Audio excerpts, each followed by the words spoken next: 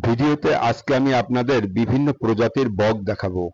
দেখুন, এখানে একটা জলাশয়ে শত শত বক রয়েছে। বক মূলত আরডেইডি গোত্রের পাখি। পৃথিবীতে স্বীকৃত মোট 64 প্রকারের বক আছে। এদের মধ্যে বগলা বগা নামের বক বেশি দেখা যায়। বগা হলো সাদা রঙের বক। সাদা বককে অনেকে ধবল বকও বলে থাকে।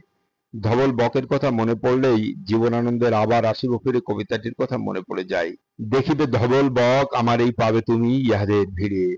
বক মূলত মিঠা পানির জলাশয় এবং উপকূলীয় অঞ্চলের মৎস্যভোজী জলচর পাখি।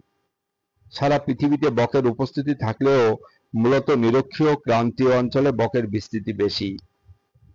বক প্রকৃতির এক অপর সৌন্দর্য, কিন্তু শিকারীরা প্রচুর পরিমাণে বক শিকার করে, তাই বকের সংখ্যা খুব কমে আসছে। শিকারীদের হাত থেকে এই সুন্দর পাখিটিকে আমাদের বাঁচাতে হবে।